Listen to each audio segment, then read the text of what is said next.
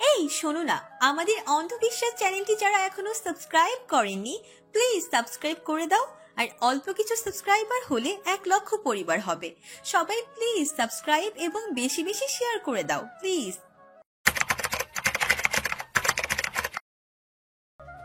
অসাধারণ কণ্ঠ তোমার।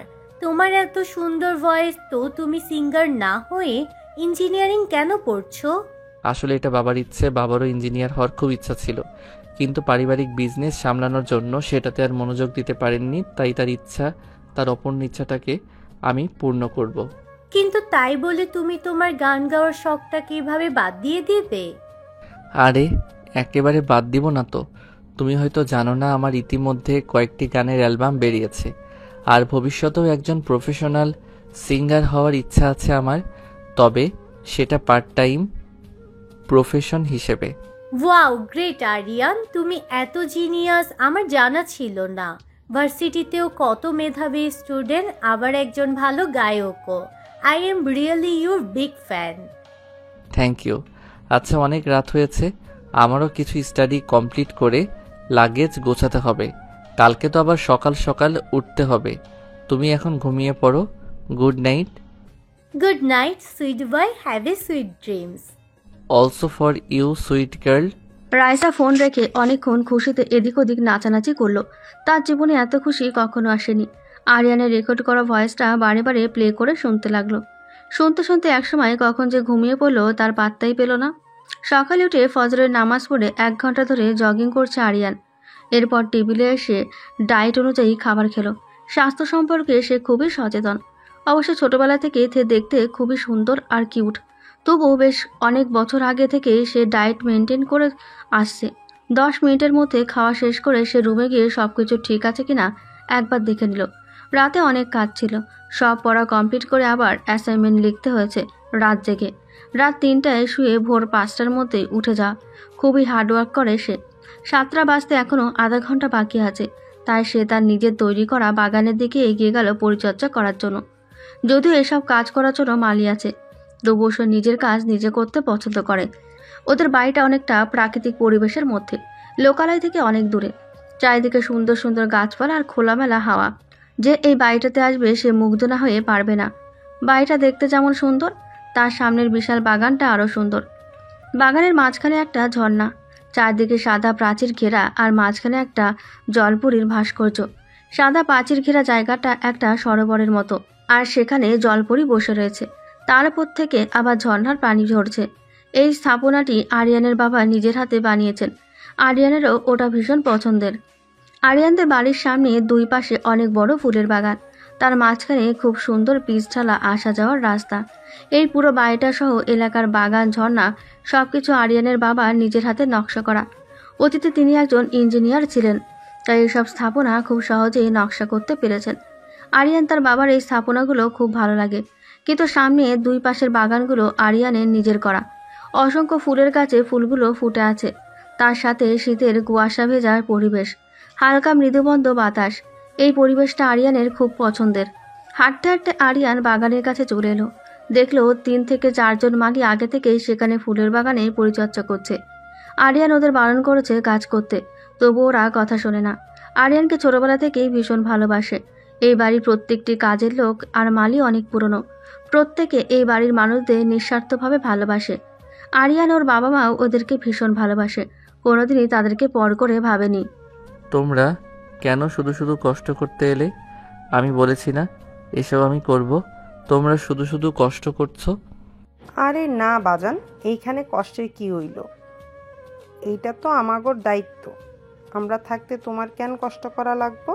আরিয়ান একটা স্বস্তির নিঃশ্বাস পেল। ওদেরকে বলেও কোনো লাভ হবে না। আরিয়ানকে কে কোনো কষ্ট করতে দেয় না। ওরা আছে বলেই এই বাড়িটাই এখনো প্রাণচঞ্চলা রয়েছে, না হলে কবেই এই বাড়িটা পরিত্যক্ত বাড়ির মতো নিস্তব্ধ হয়ে যেত। আরিয়ান এভাবে দাঁড়িয়ে থাকলো না, সে নিজেও মালিদের বিভিন্ন কাজে সাহায্য করতে লাগলো। পানির পাইপটা একজনের কাছ থেকে নিয়ে সে নিজে যত্ন করে পানি দিতে লাগলো ফুলের চারাগুলোতে। সাদা রঙের ফুল আরিয়ানের ভীষণ পছন্দের, তাই এই বাগানের অধিকাংশ ফুলই সাদা রঙের। একসময় গেটের বাইরে গাড়ির হর্নের আওয়াজ পাওয়া গেল। আরিয়ান বুঝতে পারল রাইসারা চলে এসেছে। দারোয়ান গেট খুলে দিতেই তারা গাড়ি নিয়ে ভেতরে ঢুকলো। কিছু দূর এগিয়ে এসে গাড়ি থেকে একে একে নামলো সবাই। অনেক বড় একটা প্রাইভেট কার, ড্রাইভার সহ মোট 16 জন আছে। তার মানে বিশাল ব্যাপার স্যাপার। রাইসারা নেমেই তো অবাক হয়ে গেল চারপাশ দেখে। এত সুন্দর পরিবেশ আর এত সুন্দর বাড়ি, সত্যি মনোমুগ্ধকর। তাদেরও বাড়ি এরকম বড় বড়ই, কিন্তু আরিয়ানদের বাড়ির ডিজাইনটা একটু ইউনিক ধরনের। দূর থেকে দেখতেই কত সুন্দর লাগছে, ভেতরে গেলে না জানি কত সুন্দর লাগবে। ওয়াও আরিয়ান, তোমাদের বাড়ি আর বাড়ির পরিবেশটা তো খুব সুন্দর, মুগ্ধ হয়ে বলল রাইসা। হ্যাঁ আসলেই। আর সব থেকে যেটা ভালো লেগেছে সেটা হলো শহর থেকে দূরে এমন নির্জন জায়গায় যে কেউ এসে শান্তি পাবে। আমার তো ইচ্ছে করছে সুন্দরবন না গিয়ে আরিয়ানদের বাসায় কয়েকদিন থেকে যাই। আরিয়ান মৃদু হাসল। অবশ্যই একদিন সময় করে এসো। সারাদিন আমাদের বাড়িতে থেকে সবাই একসাথে পিকনিক করব। শুধু দিনে হলে হবে, আমরা কিন্তু কয়েকদিন থাকবো। সে তো অবশ্যই থাকবে, কিন্তু চলো আজকে ট্যুরটা দিয়ে আসি, তারপরে তোমরা আমার বাড়িতে থেকো। এখন চলো বাড়ির ভিতরে গিয়ে একটু রেস্ট করে নিবে। আরে না না আরিয়ান, এমনিতেই অনেক দেরি হয়ে গেছে, তুমি তো এখনো রেডি হওনি।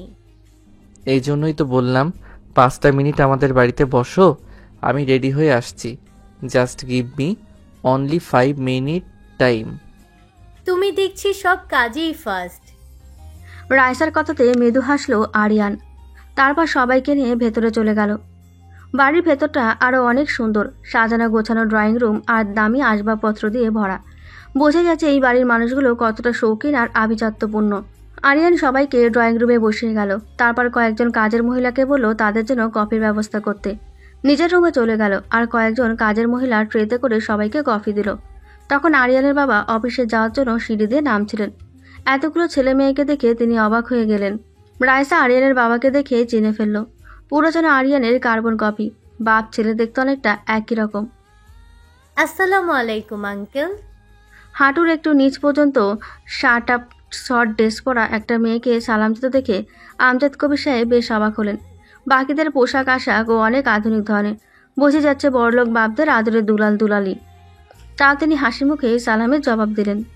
ওয়ালাইকুম আসসালাম। তোমাদের তো ঠিক চিনলাম না। আমরা আরিয়ানের ফ্রেন্ডস। আজকে আমরা 3 দিনের জন্য সুন্দরবন ট্যুরে যাচ্ছি। আরিয়ান কিছু বলেনি আপনাকে? আমজাদ কবির সাহেব মনে করার চেষ্টা করলেন। ও হ্যাঁ, কদিন আগে আরিয়ান আমাকে বলেছিল, কিন্তু কি বলো তো, কাজের এত চাপ থাকে যে সব কথাই ভুলে যাই। সরি, তোমরা কিছু মনে করো না। ইটস ওকে আঙ্কেল, আমরা কিছু করে মনে করিনি, বলল ঈশিতা। এর মধ্যে আরিয়ান রেডি হয়ে চলে এলো। পরনে কালো কালারের জিন্স আর কালো রঙের শার্ট, তারপর স্কাই ব্লু কালারের কোট, চুলগুলো স্পাইক করা, হাতে ব্ল্যাক কালারের দামি ওয়াচ, চোখে কালো সানগ্লাস, পায়ে কালো রঙের শুজ। অসম্ভব সুন্দর লাগছে আরিয়ানকে। রাইসা সহ সবগুলো মেয়ে আরিয়ানের দিকে হাঁ করে তাকিয়ে রইল। ছেলেগুলো কিছুক্ষণ তাকিয়ে থেকে মেয়েদের এই অবস্থা দেখে ভরকে গেল। আরিয়ান সিঁড়ি বেয়ে নামতে নামতে সানগ্লাস খুলে হাতে নিয়ে বলল, আই এম রেডি। তারপর তার দিকে সবগুলো মেয়েকে এভাবে হাঁ করে তাকিয়ে থাকতে দেখে বেশ খানিকটা অপ্রস্তুত হয়ে গেল। আরিয়ানের বাবাও বেশ খানিকটা অপ্রস্তুত হয়ে পড়ল। আরিয়ান বেশ খানিকটা লজ্জা পেল। একটু জোরে কাশি দিতেই সবার ধ্যান ভাঙল যেন। ঈশিতা তো বলেই ফেলল, ওয়াও আরিয়ান, তোমাকে কি হ্যান্ডসাম লাগছে। কথাটা বেচারা শান্তর মনে অনেক আঘাত লাগলো। নিজেকে সামলে নিয়ে ঈশিতাকে ফিসফিস করে বলল, কোথায় কি বলছো ভেবে বলবে না? ঈশিতাও যেন এতক্ষণে পরিস্থিতিটা বুঝতে পারল। একটু থতমত খেয়ে বলল, আরে সুন্দর লাগছে, এটাই তো বললাম, ভুল কি বলেছি? পাশে তাকাতে দেখলো রাইসা ওর দিকে গরম চোখে তাকিয়ে আছে। বেচারি আরো থতমত খেয়ে গেল। চলো আরিয়ান, লেট হয়ে যাচ্ছে। রাইসা বলল, দাঁড়াও একটা মিনিট। বলে আরিয়ান রহিমা নামের একজন কাজের মহিলাকে ডাক দিল। রহিমা আন্টি, আমার গিটার আর লাগেজটা। সবাই অবাক হয়ে গেল আরিয়ানের কথায়। কাজের মহিলাকে এত সম্মান দিচ্ছে আরিয়ান, সেই সাথে আরিয়ানের ব্যবহারে অনেক মুগ্ধ হলো। রহিমা নামের মহিলাটি লাগেজ আর গিটার নিয়ে আসার পর সবাই একসাথে রওনা দিল। যাওয়ার আগে বাবাকে পায়ে ধরে সালাম করে নিল আর সবার থেকে বিদায় নিল আরিয়ান। মাকে সালাম করতে পারল না, কারণ তার মা 1 মাসের জন্য সুইডেনে চলে গেছে। হয়তো ফিরেও আসতে পারে, আবার নাও আসতে পারে। মায়ের কথা ভেবে একটা চাপা দীর্ঘশ্বাস ছাড়ল আরিয়ান। প্রীতমের মনে এখনো আরিয়ানের প্রতি বিদ্বেষ যায়নি, কারণ রাইসার ব্যবহার ইদানিং অনেক পরিবর্তন হয়ে যাচ্ছে। আগের মতো আর সবার সাথে উগ্র মেজাজ করে দুর্ব্যবহার করে না। তার চোখে মুখে আরিয়ানের জন্য সে ভালো লাগা দেখতে পায়, যেটা সে কিছুতেই সহ্য করতে পারে না। রাইসাকে সে ছোটবেলা থেকেই চেনে। ছোট থেকেই তার রাইসার জন্য ফিলিংস আছে। সেই মানুষটাকে কি করে অন্যের হতে দেখতে পারে সে? মনে মনে আরিয়ানের প্রতি ক্ষোভের জন্ম নিল প্রীতমের মনে। আর এদিকে সবাই প্রাইভেট কারে উঠে ছুটে পড়ল সুন্দরবনের উদ্দেশ্যে। সবাই অনেক মজা করতে লাগলো। দুষ্টুমি, মজা, ফাজলামির মধ্যে দিয়ে কেটে গেল অনেক কটা দিন। এরপর সবাই আরিয়ানের কাছে বায়না দিল গান গাওয়ার জন্য। আরিয়ানও গাইতে শুরু করলো। ওগো তোমার আকাশ দুটি চোখে আমি হয়ে গেছি তারা। এই জীবন ছিল নদীর মতো গতিহারা, দিশেহারা। ওগো তোমার আকাশ দুটি চোখে আমি হয়ে গেছি তারা। আগে ছিল শুধু পরিচয়, পরে হলো মন বিনিময়। শুভ লগ্নে হয়ে গেল শুভ পরিণয়। বয়ে চলেছে যেথায় ভালোবাসার এক ধারা। এই জীবন ছিল নদীর মতো গতিহারা, দিশেহারা। ওগো তোমার আকাশ দুটি চোখে আমি হয়ে গেছি তারা। গানে নতুন করে এলো সুর, এজন্য আগের চেয়েও সুমধুর। নিয়ে এলে আমায় তুমি আজ বহুদূর। আজ যখনই ডাকি জানি তুমি দেবে সারা। এই জীবন ছিল নদীর মতো গতিহারা, দিশেহারা। ওগো তোমার আকাশ দুটি চোখে আমি হয়ে গেছি তারা। মুগ্ধতায় ছেয়ে গেল চারপাশ।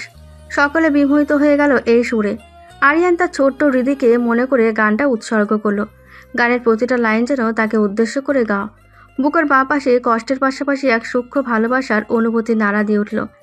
সেদিনের পর থেকে ছোট্ট হৃদিকে সারাক্ষণ কারণে অকারণে মনে পড়ছে তার। আচ্ছা, মেয়েটা কি এতদিনে অনেক বড় হয়ে গেছে? তাকে দেখলে কি সে চিনতে পারবে? মেয়েটা কি তাকে দেখলে চিনতে পারবে? সে কি আর কখনো আসবে তার শহরে? আবারও কি দেখা হবে দুজনের?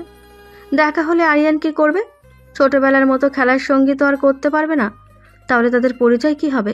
মন তখন উত্তর দেয়, ভালোবাসা হলে ক্ষতি কি? নিজের ভাবনায় নিজেই ভরকে গেল আরিয়ান। কিসব অদ্ভুত চিন্তা ভাবনা করছে সে। কিন্তু গাড়ির জানলার বাইরে মুখ বের করার পরে মুখে প্রশস্ত অনন্য সুখের হাসির রেখা ফুটে উঠল তার। অন্যদিকে রাইসা হারিয়ে গেল ভালোবাসার অন্য এক জগতে। বিশাল বড় বাড়ির বিরাটাকার ছাদে সাদা টাইলসের ফ্লোরে অসংখ্য কাগজ আর রং তুলির ছড়াছড়ি। চারপাশে অসংখ্য বিদেশি ফুলের গাছ এবং ঝুলন্ত টব দিয়ে ঘেরা। নীলাভ আকাশ জুড়ে সকালের মিষ্টি রোদ্দুর ছড়িয়ে পড়েছে পুরো জমিন জুড়ে।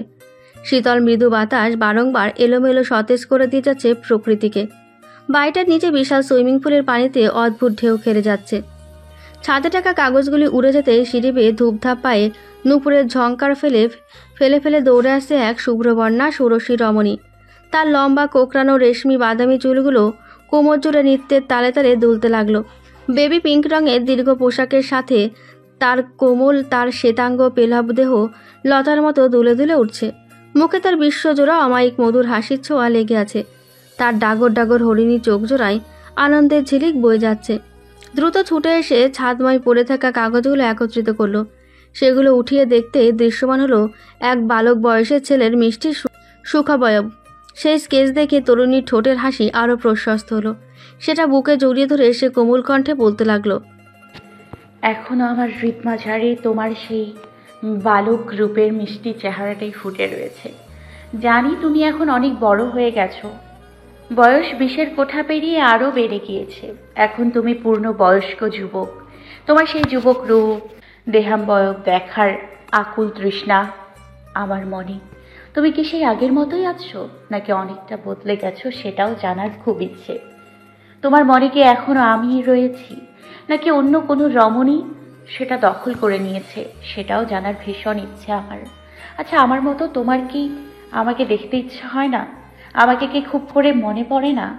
আমার জন্য তোমার হৃদয় জুড়ে কি কোনো অনুভূতির সঞ্চার হয় না? সব প্রশ্নের উত্তর জানার খুব খুব ইচ্ছে হয় আমার। এতগুলো বছর ধরে তোমাকে দেখার, একটুখানি ছুঁয়ে দেওয়ার, দু চোখ ভরে তোমাকে প্রাণ ভরে দেখার জন্য মনটা কি পরিমাণ পুড়ে খা খা করছে সেটা যদি তুমি দেখতে পারতে তাহলে আমাকে আপন না করে তুমি কিছুতেই থাকতে পারতে না। বলে সবগুলো কাগজ একত্রিত করে এক জায়গায় জমা করলো রমণীটি। সবগুলো কাগজে আরিয়ানের ছোটবেলার বিভিন্ন মুহূর্তের ছবি স্কেচ করে আঁকা। সবগুলো হৃদিতা নিজের হাতে এঁকেছে। সেই সাথে অসংখ্য চিঠির সমাহার জমে রয়েছে। একটা রঙিন কাগজে পুনরায় চিঠি লিখতে আরম্ভ করলো সে। প্রিয়তম পুরুষ, শুরুতেই তোমার প্রতি এক আকাশ পরিমাণ ভালোবাসা রইল। তোমাকে আমি একদমই মিস করি না, কিন্তু কেন জানো? কারণ শয়নে স্বপনে জাগরণে সর্বদা তুমি আমার হৃদয় জুড়ে বিরাজ করো। যাকে প্রতি মুহূর্তে আমার হৃদয় মনের জায়গা দিয়ে রেখেছি, তাকে তো আর এক মুহূর্তের জন্য মিস করা যায় না। কারণ মিস তো তাকেই করা হয় যার সাথে আমাদের দীর্ঘ দূরত্ব সৃষ্টি হয়। আমাদের দুজনের মধ্যে দীর্ঘ দূরত্ব আছে ঠিকই, কিন্তু তোমার আর আমার মধ্যে মানসিক দূরত্ব একদমই নেই। তাই আমি তোমাকে মিস করতে পারি না, তবে তোমাকে দেখতে খুব ইচ্ছা হয়। আমার প্রতি তোমার ভালোবাসা দেখারও প্রবল ইচ্ছা হয়। জানি না সেটা আদৌ সম্ভব হবে কি না, তবে আমার দৃঢ় বিশ্বাস তুমি আমাকে ভালোবাসবে। তুমি শুধু আমারই হবে। জোর করে কখনো ভালোবাসা হয় না, কিন্তু আমার ভালোবাসা আবেগ যদি সত্যি হয়, তাহলে তুমি শুধু আমারই হবে। এটা আমার নিজের প্রতি দৃঢ় বিশ্বাস। তারপর একটু থেমে প্রশস্ত হয়ে সে আবারও লিখতে শুরু করলো। একটা খুশির কথা কি জানো? আমি খুব দ্রুত তোমার কাছে আসছি। তোমার শহরে আবারও ফিরছি আমি, তবে সেই ছোট্ট হৃদি হয়ে নয়, পূর্ণ বয়স্কা এক যুবতী হয়ে। যে ছোট্ট হৃদি তোমার কাছ থেকে নিতান্ত অবহেলায় এবং জোরপূর্বক দূর দেশে আসতে বাধ্য হয়েছিল, খুব তাড়াতাড়ি শত প্রতীক্ষার অবসান ঘটিয়ে শত বাধা এবং বিপত্তি পেরিয়ে তোমার কাছে ফিরে আসছে সে। এবার শুধু দেখার অপেক্ষা তুমি আমাকে ভালোবেসে আপন করে নাও কিনা, আমাদের নতুন অধ্যায় ভালোবাসা দিয়ে শুরু হয় কিনা, আমাদের ভালোবাসায় স্বপ্নের জগৎ ঝলমলিয়ে ওঠে কিনা। আল্লাহ যদি আমাদের দুজনকে দুজনের জন্য সৃষ্টি করে থাকেন, তাহলে আমাদের মিলন কেউ আটকাতে পারবে না। আর শুধু অল্প কিছু মুহূর্তের প্রতীক্ষা। সব শেষে বলবো, প্রিয় পুরুষ, আমি তোমাকে ভালোবাসি, নিজের থেকেও বহুগুণ বেশি। কিন্তু তুমি আমায় ভালোবাসো তো? উত্তরটা না হয় তোমার কাছ থেকেই জেনে নেব আমি। পুরোটা চিঠি লিখে শেষ করে সেটা বুকে জড়িয়ে ছাদের মাঝখানে গোল হয়ে ঘুরতে লাগলো হৃদিতা। লম্বা গোল জামা ছড়িয়ে পড়ে এক অপূর্ব সৌন্দর্যের সৃষ্টি করছে, যেন কোনো মিষ্টি পরী শুভ্র জমিনে সঙ্গীতের তালে তালে নেচে উঠছে। মুখে তার মায়াবী হাসির ঝঙ্কার, পুরো দেহ অদ্ভুত আনন্দের দ্যুতিতে বারংবার নেচে উঠছে। সুন্দরবন যাওয়ার পর রাইসারা একটা হোটেলের বুক করলো। অপরূপ প্রাকৃতিক সৌন্দর্যের সুন্দরবন থেকে অনেকটা দূরে সেই হোটেল, কিন্তু সেখান থেকে প্রাকৃতিক অপরূপ সৌন্দর্য উপভোগ করা যায়। আরিয়ানরা সবাই এসে আগে ফ্রেশ না হয়ে চারপাশের সৌন্দর্য উপভোগ করতে লাগলো। শহরের যান্ত্রিক জীবনের তুলনায় এখানকার প্রাকৃতিক আবহাওয়া অনেক মনোমুগ্ধকর। বেশ কিছুক্ষণ চারপাশটা ঘোরাঘুরি করার পর সবাই যার যার মতো করে ফ্রেশ হয়ে নিল। বিকেল হয়ে গেছে, এজন্য খাওয়া দাওয়া করে সবাই একটা ঘুম দিল। কারণ কালকে রাতে কেউই ভালো করে ঘুমোতে পারেনি। ভ্রমণের উত্তেজনা আর লাগেজ গোছাতে গোছাতে কালকে রাতে ঘুম হয়নি, তাই এক দফা ঘুমিয়ে নিল। সন্ধ্যা 7টার দিকে সবার ঘুম ভেঙে গেল। সবাই এসে বারান্দায় বসলো। দোতলা হোটেলটার বারান্দাটা খুব বড়, চারপাশে বেতের সোফা আর মাঝখানে একটা টি টেবিল। হোটেলের রুম আছে মোট 5টা। দোতলা সবগুলো রুম বুক করে নিয়েছে আরিয়ানরা। 3জন করে সবগুলো রুম ভাগাভাগি করে নিল তারা। এদিকে আরিয়ান, শান্ত আর প্রীতম পড়েছে এক রুমে। আরিয়ান আর শান্তর বেশ ভালো বন্ধুত্ব হয়ে গেছে। রিহান এবং অন্যান্য ছেলেদের সাথেও ভালো বন্ধুত্ব হয়ে গেছে। একমাত্র প্রীতমের সাথে ওর এখনও তেমনভাবে কথা হয়নি। আসলে প্রীতমই ওর সাথে কথা বলতে চায় না, কেমন একটা মেজাজ দেখিয়ে ইগনোর করে চলে। আরিয়ানও তার সাথে একবারও কথা বলতে যায় না। বারান্দায় একত্রিত হওয়ার পর সবাইকে চা নাস্তা দেওয়া হলো হোটেল কর্তৃপক্ষের পক্ষ থেকে। শীতকাল হওয়ায় সবাই সোয়েটার আর চাদর জড়িয়ে নিয়েছে শরীরে। বেশ শীত আছে এখানে। ঢাকায় অতটা টের পাওয়া না গেলেও এই গাছগাছালি ভরা সুন্দরবনে বেশ ভালো শীত অনুভব করা হয়। বেশ অনেক পরিমাণ শীত আর মৃদুবন্ধ বাতাসে চারপাশটা রূপকথার মতো লাগছে। খোলা বারান্দা আর খোলা আকাশের দিকে তাকালে জীবনের সব দুশ্চিন্তা যেন মুছে যায়। সবাই চা খাচ্ছে আর গল্প করছে। রাইসা, তুই সুন্দরবনে আসার কথা বলে খুব ভালো করেছিস। আমি তো ভাবতাম সুন্দরবনে কেউ যায় নাকি, কিন্তু এখন দেখছি এখানে এসে খুব ভালো করেছি, বলল ঈশিতা। আমারও খুব ভালো লেগেছে। রিঙ্কি বলল, আচ্ছা তোরা কি খেয়ে দে আবার ঘুমিয়ে পড়বি নাকি? আমি কিন্তু এত তাড়াতাড়ি ঘুমাচ্ছি না। বিকালে ঘুমিয়ে এখন সারা রাত আর ঘুম আসবে না মনে হয়। আজকে রাত জেগে সবাই গল্প করব। হ্যাঁ, আমিও একমত রিয়ানের সাথে, বলল শান্ত। সবাই একমত হলে আরিয়ান আর রাইসাও একমত হয়ে যায়। চা খাওয়া শেষে সবাই ক্যারাম খেললো। বারান্দার একপাশে বড় ক্যারাম বোর্ড আছে। 9টা পর্যন্ত সবাই মহা উল্লাসের সাথে ক্যারাম খেললো। 9টা পর্যন্ত মহা উল্লাসের সাথে সবাই ক্যারাম, উনো কার্ড এবং লুডো খেললো। এরপর একত্রে রাতের খাবার খেয়ে নিল। চল এবার ট্রুথ অ্যান্ড ডেয়ার খেলি। হ্যাঁ চল, আমিও এটাই ভাবছিলাম। টেবিলে লম্বা বোতল রেখে সবাই গোল হয়ে বসলো। বোতল ঘোরাতেই বোতল প্রথমে গেল রেহানের কাছে। কি নিবি Rehan, truth or dare? Rehan মনে মনে ভাবলো, ডিয়ার নিলে ওকে দিয়ে আচ্ছা মতো কাজ করিয়ে নেবে হারামি বন্ধুগুলো। তার চেয়ে ভালো টিট নেই, যেই ভাবে সেই কাজ। হাসতে হাসতে রিয়ান টিট নিয়ে নিল। শান্ত একটা ভিলের মার্কা হাসি দিয়ে বলল, তুই কাকে মনে মনে পছন্দ করিস সত্যি সত্যি বলবি।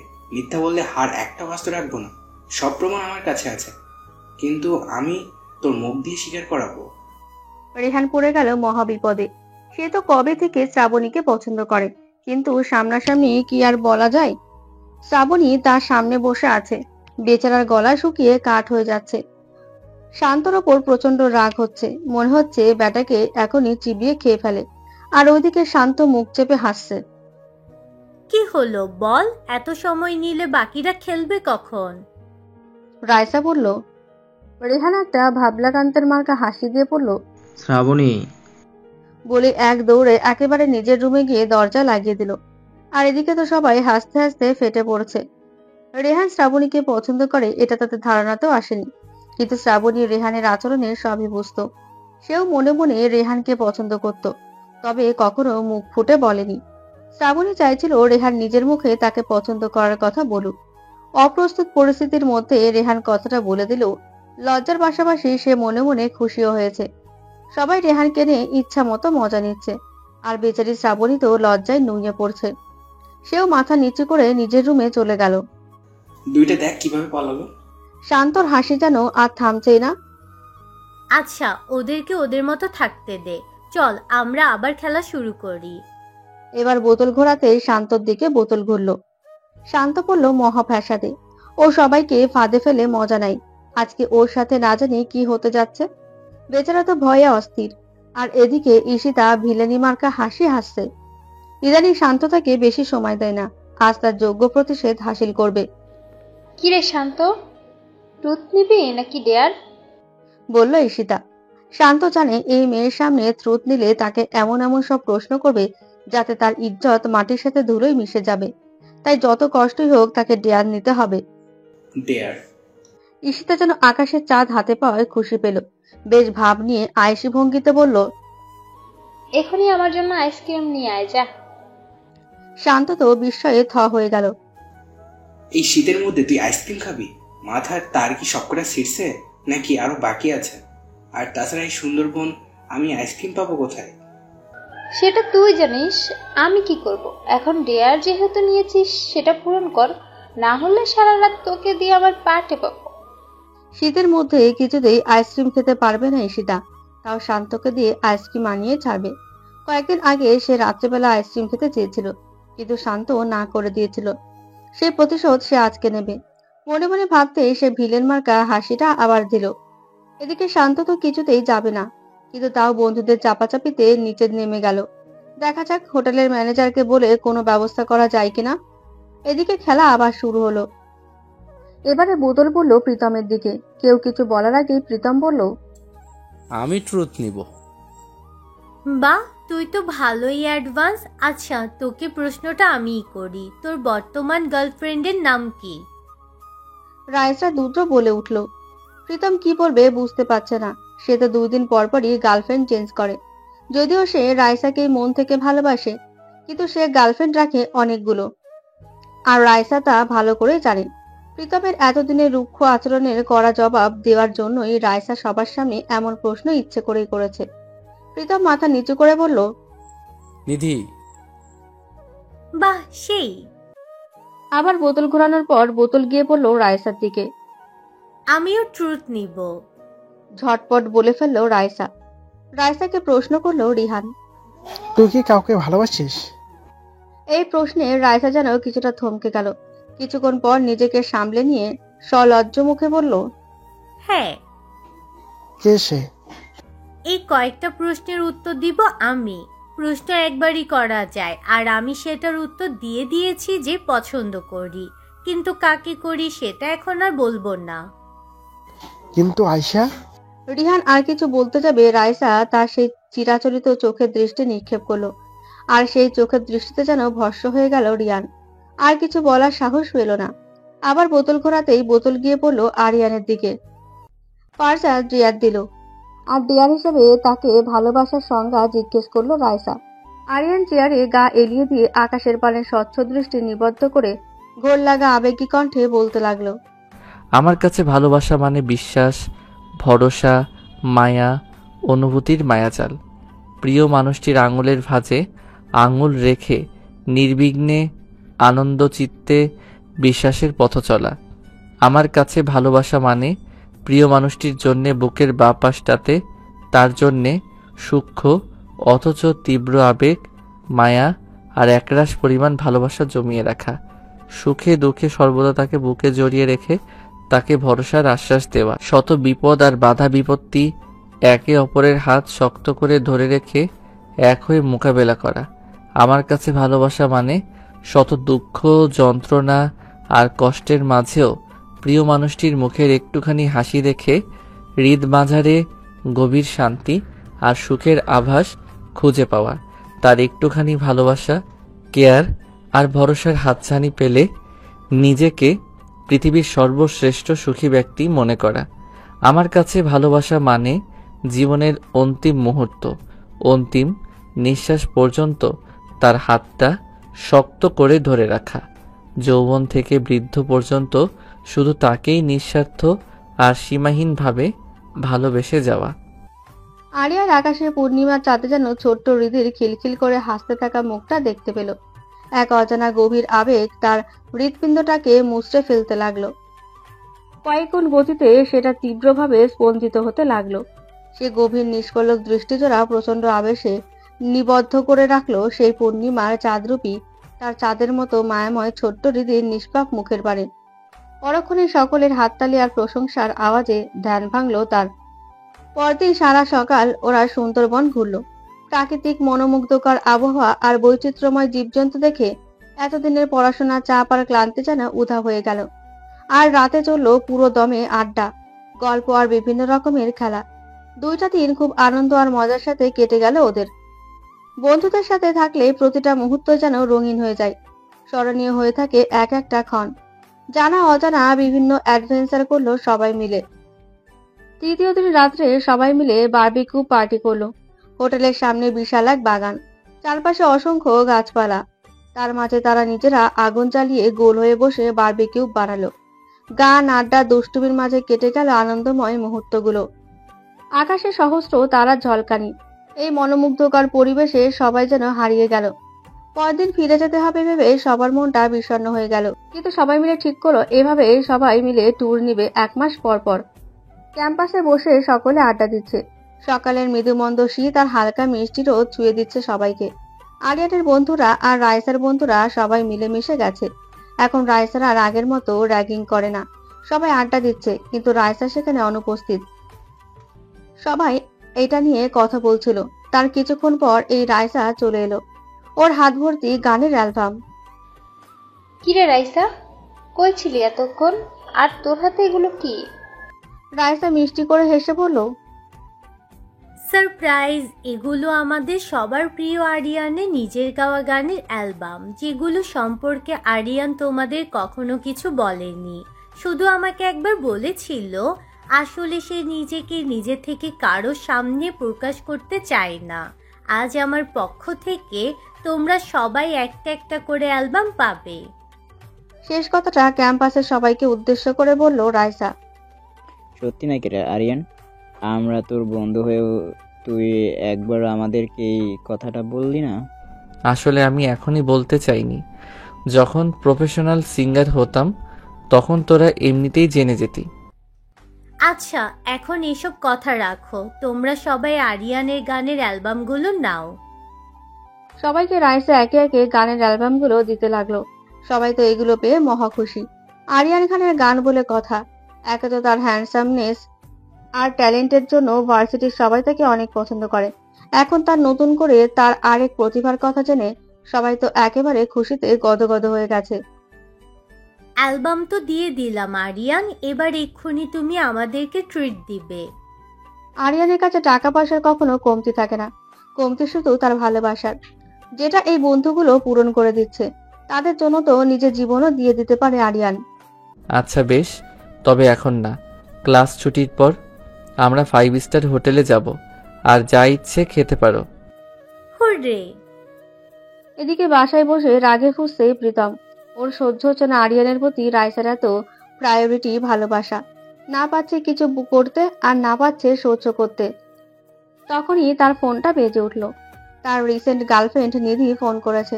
রাগে ফোনটা ফ্লোরে আছাড় মেরে ভেঙে ফেলল প্রীতম। পরদিন ক্লাসে যেতেই আরিয়ানের সাথে রাইসাকে দেখতে পেল প্রীতম। দুজনে হেসে হেসে কথা বলছে, যেটা তার একদমই সহ্য হলো না। এতদিনের সব ধৈর্যের বাঁধ ভেঙে তেড়ে গেল আরিয়ানের দিকে। সোজা আরিয়ানের কলার ধরে ফেলে বলল, তোর সাহস তো কম নয়, তুই রাইসার সাথে এভাবে ঘোরাঘুরি করিস? এত কিসের কথা আর ঢলাঢলি ওর সাথে? আজকে তোর একদিন কি আমার একদিন। বলে যেই আরিয়ানকে থাপ্পড় দিতে নেবে অমনি রাইসা প্রীতমের হাতটা ধরে কষিয়ে সবার সামনে প্রীতমকে চড় মারল। আরিয়ানের কলার ধরে ফেলায় সেও প্রচন্ড রেগে গিয়েছিল। ওর প্রতি এই রকম দুঃসাহসের ব্যবহার করার কেউ সাহস পায়নি। সেও পাল্টা জবাব দিত, কিন্তু তার আগে রাইসা তার প্রতিবাদ করে ফেলল। রাইসা একবার থাপ্পড় মেরেও ক্ষান্ত হলো না, ক্রমাগত 2 হাতে থাপ্পড় দিতে লাগলো প্রীতমকে। শেষে এতেও না হয়ে পায়ের জুতা খুলে সবার সামনে ওকে জুতো পিটা করতে লাগলো। প্রচন্ড রাগে ফুঁসছে সে। আরিয়ান সহ ক্যাম্পাসের সবাই বিস্ময়ে হতবাক হয়ে গেল। আর প্রীতম, সে তো মাথায় বজ্রপাত হয়েছে এমন মুখভঙ্গি নিয়ে দাঁড়িয়ে রইল। কিছু বলার বা করার ভাষাও যেন সে হারিয়ে ফেলেছে। রাইসা! চুপ, একদম চুপ। একটা কথা বললে এখানেই তোকে জ্যান্ত মাটিতে পুঁতে ফেলবো। তোর সাহস কি করে হয় আরিয়ানের কলার ধরার, ওর সাথে এভাবে কথা বলার? বল কি করে সাহস হয় তোর? বলে আরো একটা চড় মারল প্রীতমের গালে। রাইসার হুঙ্কারে পুরো ক্যাম্পাস থমথমে হয়ে গেছে। টিচাররা সবাই এসে জমায়েত হয়েছে। কি হয়েছে এখানে? এত হট্টগোল কিসের? গন্ডগোল কেন হচ্ছে? একজন প্রফেসর বললেন। রাইসা প্রীতমের দিকে আঙ্গুল ইশারা করে বলল, এই অভদ্র বেয়াদবটা আরিয়ানের সাথে অসভ্যতামি করেছে। একে এক্ষুনি শাস্তি দেওয়ার ব্যবস্থা করুন স্যার। থামো এবার, কি শুরু করেছো তুমি? অসভ্যতামি করেছো আর যা করেছো ব্যাপারটা আমরা দেখব। তোমার এত চিৎকার চেঁচামেচি করার কি আছে? রাইসা আর কিছু না বলে আরিয়ানকে নিয়ে সেখান থেকে চলে গেল। প্রীতম প্রচন্ড পরিমাণ রাগ আর ক্ষোভ নিয়ে ক্যাম্পাস থেকে হরহন করে চলে গেল। এটা তুমি কি করলে রাইসা? এত সিন ক্রিয়েট না করলেও পারতে। আরিয়ান বলল, প্লিজ আরিয়ান, ওই বেয়াদবটার নাম আমার সামনে আর নিবেন না। আজ তোমরা কেউ না থাকলে ওকে আমি মেরেই ফেলতাম। আচ্ছা দোস্ত, যা হয়েছে সব ভুলে যা। বন্ধুদের মধ্যে তো কত কিছু হয়, বলল রেহান। আজ থেকে ও আমাদের বন্ধু নয়। আমি যদি কখনো শুনেছি ওর সাথে তোরা যোগাযোগ রেখেছিস, তাহলে তোদের সাথে আমার সম্পর্ক শেষ। সবাই অবাক হয়ে গেল রাইসার কথায়, তবে কেউ কিছু বলল না। আর এদিকে প্রীতম যেন পাগল হয়ে গেছে। বাসা এসে ড্রয়িং রুম থেকে শুরু করে নিজের রুম ভেঙে চুরে একাকার করে দিয়েছে। তার হুঙ্কার আর হম্বিতম্বিতে তার বাবা মিস্টার আরমান শেখ ছুটে এলেন। কি হয়েছে? এমন করছো কেন? প্রতিশোধ নিতে হবে বাবা, ভয়ঙ্কর প্রতিশোধ। আরমান শেখ বুঝলেন তার ছেলে আবার কোনো গন্ডগোল করে এসেছে। এসব তো কদিন পরপরই হয়, কিন্তু আজকের মতো এত রেগে যেতে প্রীতমকে তিনি কখনোই দেখেননি। ছেলের কাঁধে হাত রেখে ভিলেনি হাসে এসে তার বাবা আরমান শেখ বললেন, তোমার প্রতিশোধের সমস্ত ব্যবস্থায় আমি পাশে আছি। আর প্রীতম তার বাবার দিকে তাকিয়ে একটা পৈশাচিক হাসি দিল। সেই হাসিতে যোগ দিল তার বাবা আরমান শেখ। রাইসার বাসায় ঈশিতা এসেছে। বেডরুমে রাইসা শুয়ে আছে আর তার পাশে বসে আছে ঈশিতা। তুই কি আরিয়ানকে ভালোবাসিস রাইসা? জবাব না দিয়ে রাইসা চুপ করে থাকলো। ঈশিতা আবার বলতে শুরু করলো, তুই চুপ করে থাক, আর যাই থাক আমি জানি তুই আরিয়ানকে ভালোবাসিস। কিন্তু একটা কথা জেনে রাখ, আরিয়ান কোনো মেয়েকেই তার জীবনের সঙ্গে জড়াবে না। তাই ওর পিছনে লেগে নিজেকে কষ্ট দিস না। এই রাইসা পাইনি এমন কিছুই নেই, আমি যা চাই তা পাই, আর যেটা পাই না সেটা জোর করে আদায় করে নিই। আরিয়ানকে আমি জোর করে আদায় করে নেব যদি স্বেচ্ছায় আমার না হতে চাই। ঈশিতা একটা দীর্ঘ নিঃশ্বাস ছেড়ে বলল, সবকিছু জোর করে হয় না রে, ভালোবাসা একদমই না। রাইসা রহস্যময় হাসি দিয়ে বলল, just wait and see. Aryan আমারই হবে, আর যদি আমার না হয় তাহলে আমি ওকে আর কারোর হতে দেব না। ঈশিতা এক দৃষ্টিতে চেয়ে থাকলো রাইসার দিকে। এই মেয়ে অসম্ভব জেদি, ওকে বোঝানোর চেষ্টা করা বৃথা। সে জানে না এর পরিণতি কি হতে পারে। এই ভেবে মনে মনে একটা দীর্ঘশ্বাস নিল। দেখতে দেখতে অনেকগুলো দিন কেটে গেল। প্রীতমের সাথে ওর বন্ধুদের এখন আর কোনো যোগাযোগ নেই। প্রীতম ওদের থেকে এখন দূরে দূরে থাকে। আর এদিকে আরিয়ান রাইসাদের সাথে আর ওর বন্ধুদের সাথে ভালোই দিন কাটিয়ে যাচ্ছে। সেদিন ছিল রবীন্দ্র জয়ন্তী। ভার্সিটি জুড়ে বড় আয়োজন করা হয়েছে। রবীন্দ্র জয়ন্তী উপলক্ষে অডিটোরিয়ামে রবীন্দ্রসঙ্গীতের আসর বসেছে। দেশের খ্যাতনামা শিল্পীদের আমন্ত্রণ জানানো হয়েছে রবীন্দ্রসঙ্গীত গাওয়ার জন্য। ভার্সিটির অনেক ভালো গান গাওয়া স্টুডেন্টদেরও গান গাইতে বলা হয়েছে। আরিয়ান আর ওর টিম মিলে রবীন্দ্রসঙ্গীত গাওয়ার প্ল্যান করেছে। সবাই মিলে আগ্রহ নিয়ে বসে আছে আরিয়ানের কণ্ঠে রবীন্দ্রসঙ্গীত শোনার জন্য। স্টেজটা অনেক বড় আর সুন্দর ফুল দিয়ে সাজানো হয়েছে। সামনে অসংখ্য চেয়ার। সামনের সারিগুলোতে খ্যাতনামা সঙ্গীত শিল্পী আর প্রফেসররা বসেছেন। তার পেছনের সারিতে সব স্টুডেন্টরা বসেছে। এদিকে ঈশিতা আর ওর বান্ধবীরা কতক্ষণ ধরে রাইসার জন্য অপেক্ষা করছে।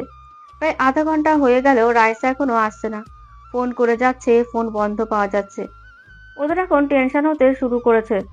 কি রে, রাইসার কি হলো আজকে? ও তো সব সময় সবার আগে উপস্থিত থাকে, আজকে ওর কি হলো? সেটা তো আমিও জানি রে। আঙ্কেলকে ফোন করলাম, আঙ্কেল বললো তো বেরিয়ে গেছে, এতক্ষণে তো চলে আসার কথা। এদিকে শ্রাবণী সামনের দিকে তাকিয়ে হা হয়ে গেল। সবাই শ্রাবণীর অবস্থা দেখে অবাক হয়ে গেল। ও চোখ অনুসরণ করে সামনের দিকে তাকাতেই সবাই যেন মূর্তি হয়ে গেল। এটাও কি সম্ভব? রাইসা শাড়ি পরে এসেছে। আকাশী নীল রঙের শাড়িতে রাইসাকে অপরূপা লাগছে। স্ট্রেট করা ঘন লম্বা কালো চুলগুলো পিঠ জুড়ে ছড়ানো। হাতে কানে গলায় আকাশী নীল রঙের জুয়েলারি আর চুড়ি। অপ্সরাদের মতো সুন্দরী লাগছে ওকে। শুধু ওরাই নয়, ভার্সিটির প্রত্যেকেই রাইসাকে এই রূপে দেখে যেন আকাশ থেকে পড়লো। যে মেয়েকে কোনোদিন জিন্স প্যান্ট আর আশার্ট পোশাকে ছাড়া কেউ দেখেইনি, তাকে এই রূপে দেখে তো অবাক হওয়ারই কথা। রাইসা বান্ধবীদের সামনে এসে মুচকি এসে বলল, কি রে, তোরা প্রত্যেকে হা করে আছিস কেন? ভূত দেখেছিস নাকি? শান্ত নিজেকে কিছুটা সামলে নিয়ে বলল, ভূত দেখার থেকে কম কিসের? তুই আর শাড়ি, এই দিনও দেখতে হলো আমাদের।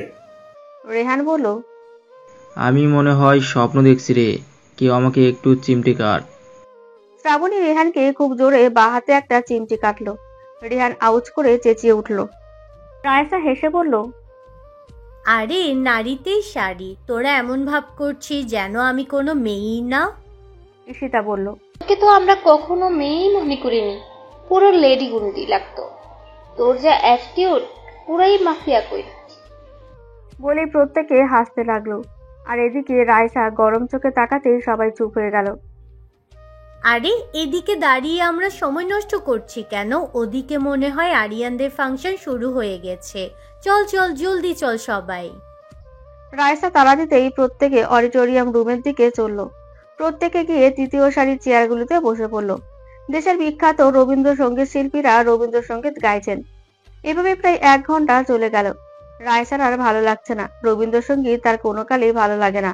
ও এখানে এসেছে শুধুমাত্র আরিয়ানের গান শোনার জন্য। রাইসার অস্থিরতা দেখে ঈশিতা বলল, কিরে, তুই কি বোর ফিল করছিস রাইসা?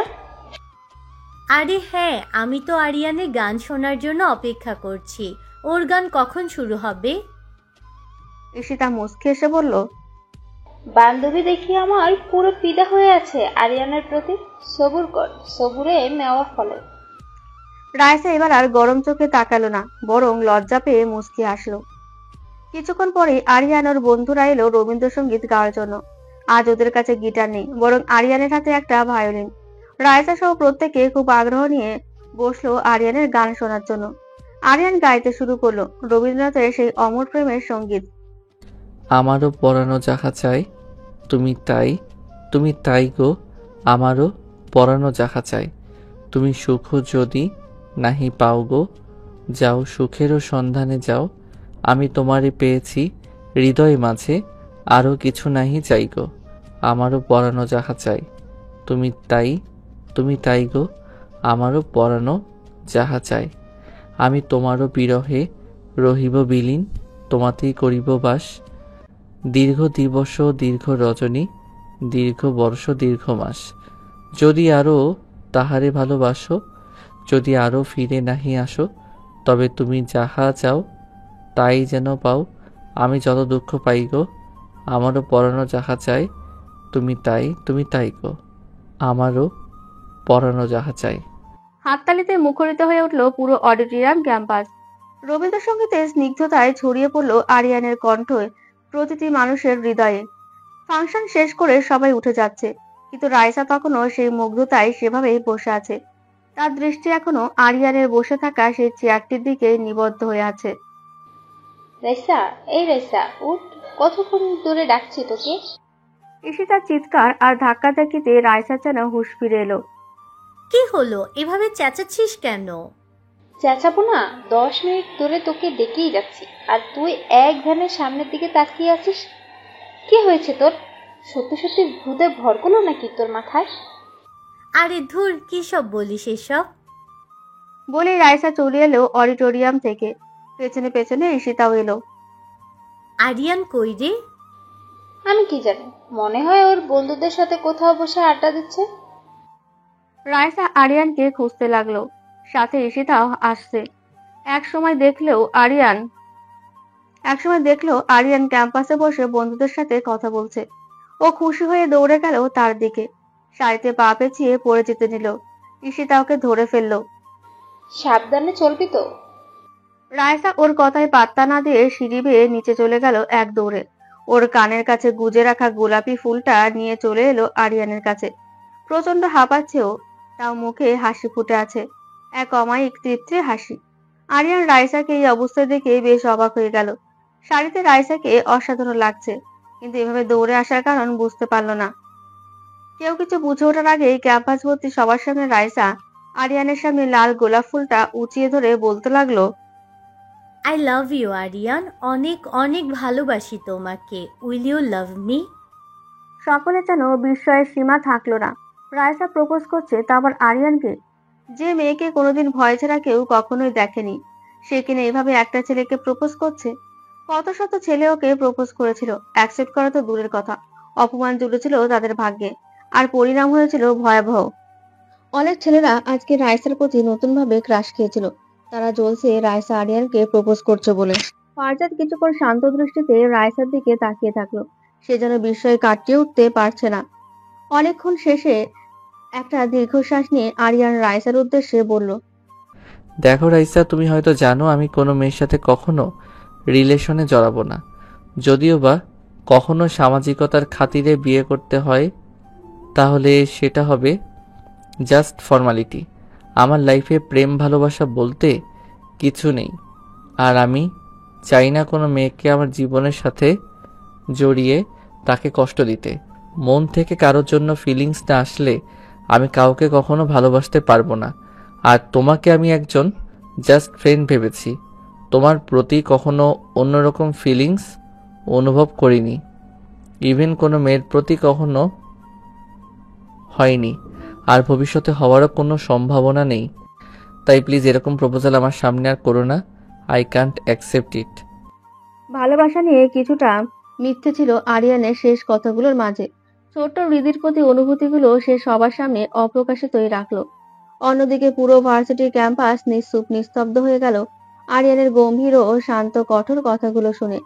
রাইসা তো যেন পাথরের মূর্তির মতো হয়ে গেছে। তাকে আরিয়ান এভাবে রিজেক্ট করে দেবে সেটা সে কখনো কল্পনাতেও ভাবতে পারেনি। কত শত ছেলেকে সে রিজেক্ট করেছে, কিন্তু কেউ তাকে এভাবে রিজেক্ট করতে পারে সেটা তার কল্পনাতেও আসেনি। তাও ক্যাম্পাস ভর্তি এতগুলো ছেলে মেয়ের সামনে, যারা তার সামনে কখনো মাথা উঁচু করে দাঁড়াতে পারেনি। প্রচন্ড অপমান বোধ আর রাগ হচ্ছে রাইসার। তাও বহু কষ্টে রাগ নিয়ন্ত্রণ করে আরিয়ানকে বলল, দেখো আরিয়ান, রিলেশনে যাওয়া মানে খারাপ কিছু নয়।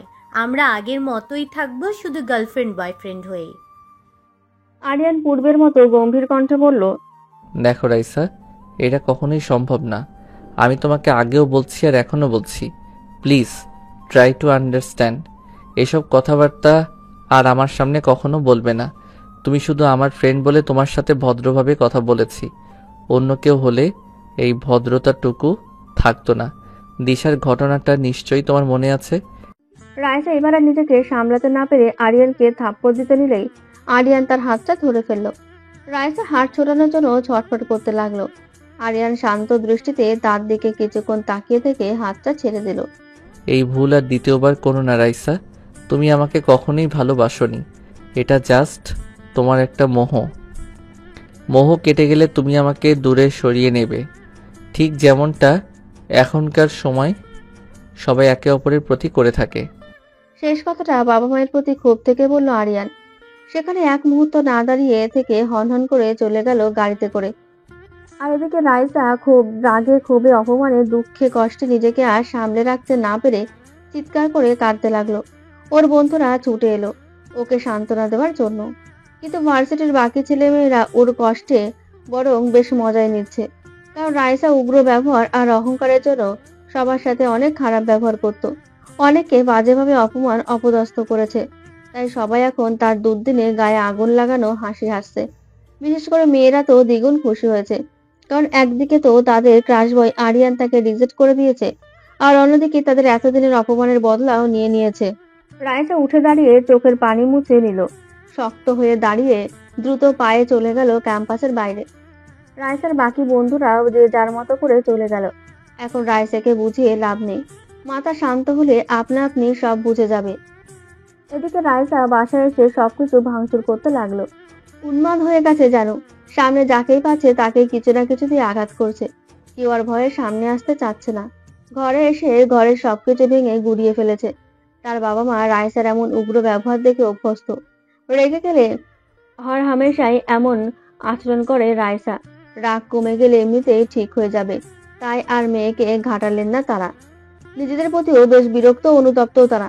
একমাত্র মেয়েকে বেশি আদরে বড় করতে গিয়ে একদম বিগড়ে ফেলেছেন তারা। এখন আর চাইলেও সঠিক বুঝদার করে তৈরি করা সম্ভব না। মেয়েটা পুরোপুরি উগ্র মেজাজি হয়ে বিগড়ে গেছে। কোনো কিছুর প্রতি জেদ করলে সেটা করেই ছাড়ে। রাগে কাঁপতে কাঁপতে রাইসা নিজে নিজে বলল, তুমি নিজেও জানো না আরিয়ান খান, তুমি কত বড় ভুল করেছো। এই ভুলের মাসুল তোমাকে কি দিয়ে যে শোধ করতে হবে তা তুমি নিজেও জানো না। এই রাইসাকে রিজেক্ট। হাতের সামনে থাকা ফুলদানিটা নিয়ে ড্রেসিং টেবিলের আয়নার সামনে আঘাত করলো রাইসা। আয়না ভেঙে চুরমার হয়ে গেল। পস্তাতে হবে তোমাকে আরিয়ান। এই রাইসাকে অপমান আর কষ্ট দেওয়ার শাস্তি তোমাকে পেতেই হবে। রাইসাকে আরিয়ান রিজেক্ট করে দেওয়ার পর রাইসা এমন ব্যবহার করছে যেন আরিয়ানের সাথে তার কিছুই হয়নি। আগের মতো বেশ নর্মাল ব্যবহার করছে। ওর ফ্রেন্ড সার্কেলের সবাই তো অবাকের উপর অবাক হচ্ছে। এতটা অপমানের পর রাইসার মতো একটা মেয়ে কিভাবে ঠিক থাকতে পারে। ঈশিতার ব্যাপারটা কেমন যেন সন্দেহ লাগতে লাগলো। রাইসা আরিয়ানের কাছে গিয়ে বলতে লাগলো, আই এম সরি আরিয়ান, আসলে আমি বুঝতে পারিনি যে তুমি প্রেম রিলেশন এসব পছন্দ করো না। আমার তোমাকে এসব বলা একদম ঠিক হয়নি, আর অমনভাবে রিয়্যাক্ট করাও উচিত হয়নি। তুমি প্লিজ আমায় মাফ করে দাও। আরিয়ান হালকা এসে শান্ত কণ্ঠে বলল, তুমি যে নিজের ভুল বুঝতে পেরেছো এটাই অনেক রাইসা। আমি তোমাকে আগেই মাফ করে দিয়েছি, আর গতকাল আমার ব্যবহারে কষ্ট পেয়ে থাকলে সরি। আরে তুমি যা করেছো সব ঠিক করেছো, চলো আমরা আগের মতো ফ্রেন্ড হয়ে যাই। আমি তোমাকে আগের মতোই ফ্রেন্ড ভাবি রাইসা, তুমিও সব ভুলে যাও। পেছন থেকে ঈশিতারা সবাই আসলো। যাক বাবা, তোরা মিলে গেলি, এতে আমরা অনেক খুশি হয়েছি। আমি তো ভেবেছিলাম তোরা আর কোনোদিন এক হবি না, তাহলে আমাদের ফ্রেন্ড সার্কেলটাই নষ্ট হয়ে যেত। এভাবে হাসি আনন্দের মধ্যে সবাই এক হয়ে গেল। কিন্তু আসলে কি সব ঠিক হয়ে গেছে, নাকি কোথাও কোনো অজানা ষড়যন্ত্র দানা বাজছে? আরিয়ানের আম্মু মিসেস শায়লা খান সুইডেন থেকে সবেমাত্র ফিরেছেন। বাড়ির সব কাজের লোকেরা তাকে খুব আন্তরিক অভ্যর্থনা দিল। সুন্দর করে বাড়িটা সাজিয়ে রেখেছে সবাই। মিসেস শায়লার পছন্দের সব খাবার রান্না করে রেখেছে। আরিয়ান আর ওর বাবাও সব মান অভিমান ভুলে মিসেস শায়লাকে উষ্ণ স্বাগতম জানালেন। মিসেস শাইলার আসবার কথা শুনে ডক্টর রেজা চৌধুরীও তাদের বাড়িতে এসেছেন। সবাই মিলে একসাথে গল্পগুজব আর খাওয়া দাওয়া করছিল। হঠাৎ এই বাড়ির কলিং বেলটা বেজে উঠল।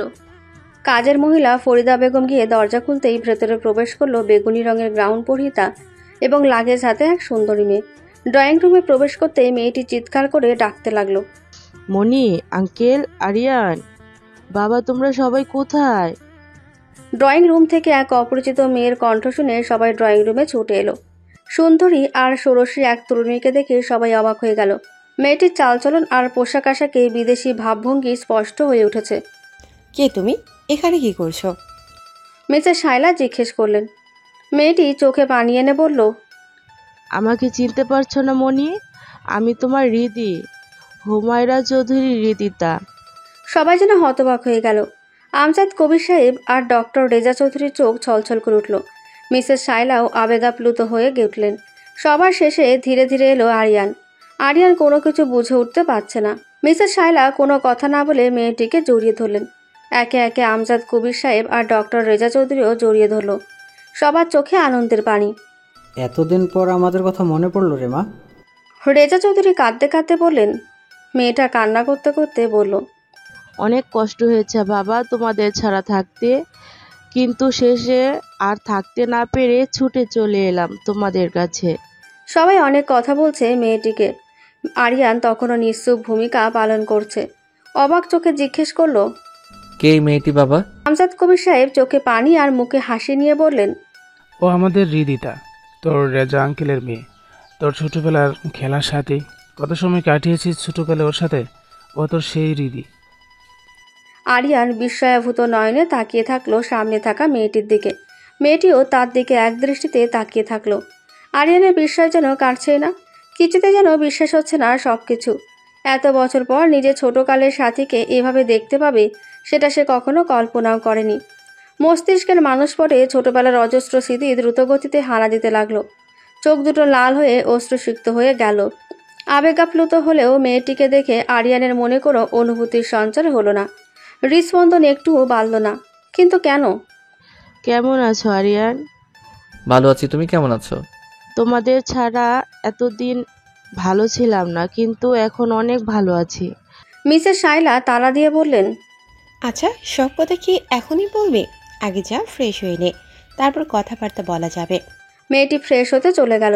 আরিয়ানের এখনও যেন বিস্ময়ে কাটছে না। বিকেলে ড্রয়িং রুমে বসে সবাই কথাবার্তা বলছে হৃদিতাকে নিয়ে। তোর খালামণিকে নিয়ে আসলি না? উনি কি জানেন তুই যে দেশে এসেছিস? রেজা চৌধুরী জিজ্ঞেস করলেন। না বাবা, খালামণিকে কিছু বলে আসিনি। আর প্লিজ তুমিও খালামণিদের সাথে কোনো ধরনের কন্ট্যাক্ট করো না। বলো না যে আমি দেশে এসেছি, তাহলে আবার আমাকে জোর করে কানাডায় নিয়ে যাবে। হ্যাঁ রেজা সাহেব, আমারও মনে হয় এখনই কিছু জানানো ঠিক হবে না। জানতে পারলে হয়তো আবার ওকে কানাডায় নিয়ে যাবে। মিসেস শাইলা বললেন। তা মামনি, এখানে এসে তোমার কেমন লাগছে? আমজাদ সাহেব জিজ্ঞেস করলেন। মেয়েটি হেসে উত্তর দিল, অনেক অনেক ভালো লাগছে আঙ্কেল। তারপর এদিক ওদিক তাকিয়ে জিজ্ঞেস করলো, আরিয়ান কোথায় আঙ্কেল? আমজাদ সাহেব চায়ের কাপটা টেবিলে রেখে বললেন, ও তো পড়াশোনা নিয়ে অনেক ব্যস্ত থাকে মা। দেখো, হয়তো স্টাডি রুমে গিয়ে পড়াশোনা করছে, নয়তো গিটার নিয়ে বসে আছে। ওর তো গান গাওয়া খুব শখ বেচারা। আমার জন্য ইঞ্জিনিয়ারিং নিয়ে পড়ছে, না হলে তো এখন থেকে ও সিঙ্গার হওয়ার প্রিপারেশন নেওয়া শুরু করতো। মেয়েটি দাঁড়িয়ে বলল, আচ্ছা আঙ্কেল, আমি ওর রুমে একটু গিয়ে আসি। যাও মা। বলে মেয়েটি সিঁড়ি দিয়ে দোতলার ডান পাশের রুমটাতে ঢুকে গেল। গিয়ে দেখলো আরিয়ান গিটার নিয়ে গান প্র্যাকটিস করছে। মেয়েটি দরজায় টোকা দিয়ে বলল, আসতে পারি? আরিয়ান পেছনে ফিরে তাকে দেখে বলল, ইয়েস, কামিং। মেয়েটি চারপাশে ভালো করে লক্ষ্য করে দেখল। রুমটা খুব বড় আর খুব সুন্দর করে সাজানো। একপাশে বড় একটা বুক শেলফে অনেক পরিমাণ বইয়ের সংখ্যা, আর অন্য পাশে গান বাজানোর বিভিন্ন ইনস্ট্রুমেন্ট। আর পুরো রুম দামি ও শৌখিন আসবাবপত্র দিয়ে পরিপাটি করে সাজানো গোছানো। সবকিছু পরিপাটি আর গোছানো দেখে মেয়েটি প্রসন্ন হাসল। আরিয়ান যে খুব পড়ুয়া আর শৌখিন একটা ছেলে সেটা তার প্রতিটা আসবাবপত্র দেখলেই বোঝা যায়। আরিয়ান এতক্ষণ ভালো করে মেয়েটিকে লক্ষ্য করছিল, আর মেয়েটি আরিয়ানের ঘরের প্রতিটা কোণা কোণা ভালোভাবে লক্ষ্য করছিল। তোমার কি আমার কথা মনে আছে আরিয়ান? ছোটবেলায় আমরা একসাথে কত খেলেছি, একসাথে কত ভালো সময় কাটিয়েছি। এতদিন মনে ছিল না, কিন্তু বেশ কিছুদিন আগে থেকে তোমার কথা আমার খুব করে মনে পড়তো। কেন মনে পড়তো জানি না, হয়তো তুমি ফিরে আসবে বলে তাই। মেয়েটা একটা সুন্দর হাসি হাসলো। আরিয়ান হাসিটা খুব ভালোভাবে লক্ষ্য করলো। তার এখনও স্পষ্ট মনে আছে, রীতি যখন ছোটবেলায় হাসতো তখন তার বাম গালে খুব সুন্দর একটা টোল পড়তো। ডান পাশের ঠোঁটের কোনাকুনি নিচে একটা লালচে তিল ছিল, যেটা ছোট থেকে আরিয়ানকে সবসময় একটা অন্যরকম আকর্ষণ অনুভব করাতো। কিন্তু এই মেয়েটার বাম গালে না পড়ে টোল, আর না আছে ডান ঠোঁটের কোনাকুনি নিচে লালচে তিল, আর তার হাসিটাও আরিয়ানকে আকর্ষণ করছে না। রীতির কল্পনার হাসি তার কাছে এর চেয়েও জীবন্ত মনে হয়। এটা কি এতদিনের দীর্ঘ দূরত্বের ফলে সৃষ্টি হয়েছে, নাকি সবটাই আরিয়ানের মনের ভুল, সে বুঝতে পারছে না। এটা নিয়ে সে গভীর চিন্তায় মগ্ন ছিল। তখনই হৃদিতার ডাকে তার হুঁশ ফিরল। কি নিয়ে এত ভাবছো আরিয়ান? কই কিছু ভাবছি না তো। আচ্ছা শ্রেয়া, তোমাকে আমি কয়েকটা প্রশ্ন করি। তুমি আমাকে প্রশ্ন করবে, এটা আবার বলে দিতে হবে? তোমার যা খুশি প্রশ্ন করো, আমার কোনো সমস্যা নেই। ছোটবেলায় আমি তোমাকে রীতিতা বাদে একটা অন্য নামে ডাকতাম, সেটা কি তোমার মনে আছে? মেয়েটি যেন চিন্তায় পড়ে গেল। অনেকক্ষণ ভাবার চেষ্টা করলো, কিন্তু কিছুই মনে করতে পারল না। আসলে আরিয়ান, এত বছর ধরে আলাদা আছি, তাই তুমি কি নামে ডাকবে সেটা আমি এতদিনে ভুলে গেছি। প্লিজ এটার জন্য তুমি রাগ করো না। I am sorry. না ঠিক আছে। আচ্ছা, তোমার এটা মনে আছে তোমাকে যখন তোমার খালামণি জোর করে কানাডায় নিয়ে যাচ্ছিল, তখন আমি তোমাকে একটা গিফট দিয়েছিলাম, সেই গিফটের কথা কি তোমার মনে আছে? মেয়েটিকে আবারও চিন্তিত দেখা গেল। সে যেন অনেক মনে করার চেষ্টা করছে, কিন্তু কিছুতেই মনে করতে পারছে না। আসলে আরিয়ান। মেয়েটি কথা শেষ করার আগেই আরিয়ান মুচকি এসে বলল, সরি তোমাকে এতক্ষণ জ্বালানোর জন্য। আসলে অনেক পুরনো কথা মনে পড়ে গেছিল তো, তাই তোমাকে খুঁটিয়ে খুঁটিয়ে জিজ্ঞেস করছিলাম। প্লিজ তুমি কিছু মনে করো না। আরে না না আরিয়ান, আমি কি মনে করব? উল্টো আমার চিন্তা হচ্ছে প্রশ্নগুলোর উত্তর না দেওয়ার কারণে তুমি কিছু মনে করোনি তো? না, কিছু মনে করিনি। আচ্ছা, শুনেছি তুমি অনেক ভালো গান গাও, আমাকে তুমি গান শেখাবে? অবশ্যই শেখাবো। জানো তো, এই গানের ভিতরেই আমার জীবন লুকিয়ে আছে। নিজে গাওয়ার পাশাপাশি অন্যকে শিখিয়েও আমি খুব আনন্দ পাই। গানের মাধ্যমে নিজের সবটুকু সত্তাকে অন্যের মাঝে ছড়িয়ে দিতে চাই। আচ্ছা, তাহলে এখন একটা গান গিয়ে শোনাবে? বিপরীতে আরিয়ান একটা মনোমুগ্ধকর হাসি দিল। রীতিকে উপহার দিল সিঙ্গার কে এর দিল ইবাদত গানটি। दिल इबादत कर रहा है धड़कने मेरी सुन, तुझको मैं कर लूँ हासिल लागी है ऐसी धुन, जिंदगी शाख से लूँ कुछ हंसी पल ले चू, तुझको मैं कर लूँ हासिल लागी है ऐसी धुन, जो भी जितने पल जियो उन्हें तेरे संग जियो, जो भी कल हो अब मेरा उस तेरी संग जियो, जो भी सांस में भरो उन्हें तेरे संग भरो, चाहे जो हो रास्ता उन्हें तेरे संग चलो, दिल इबादत कर रहा है धड़कने मेरी सुन, तुझको मैं कर लूँ हासिल लागी है यही धुन।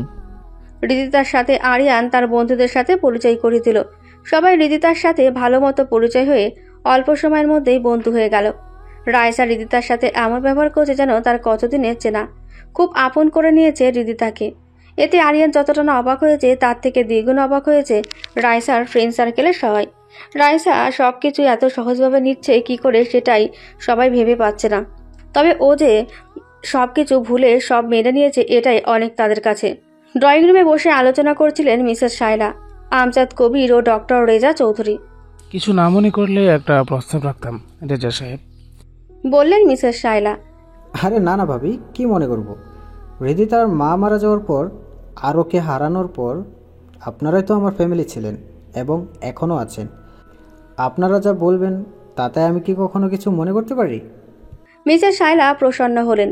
আমজাদ কবিরের দিকে তাকিয়ে বেশ শান্ত কণ্ঠে ডক্টর রেজা চৌধুরীর উদ্দেশ্যে বললেন, হৃদিতাকে আমি আমার ঘরের বউ করে নিয়ে যেতে চাই। বউ নয়, ও তো আমার মেয়ে হয়ে থাকবে, যেমনটি ছোটবেলায় থাকতো। ডক্টর রেজা চৌধুরী কিছুক্ষণ সময় ভাবলেন, তারপর শান্ত কণ্ঠে বললেন, কিন্তু আরিয়ানের তো এখনও পড়ালেখাই শেষ হলো না, তারপর ও প্রতিষ্ঠিত হবে। আর হৃদিতারও তো পড়ালেখা এখনও শেষ হয়নি। এই সময় কি ওদের বিয়ে দেওয়া ঠিক হবে? মিসেস শাইলা একটু হেসে বললেন, নিয়মিত ভালোবাসার গল্প শুনতে এবং পড়তে আমাদের অন্ধবিশ্বাস চ্যানেলটি সাবস্ক্রাইব করে পাশে থাকা বেল আইকনটি ক্লিক করুন। ধন্যবাদ সবাইকে।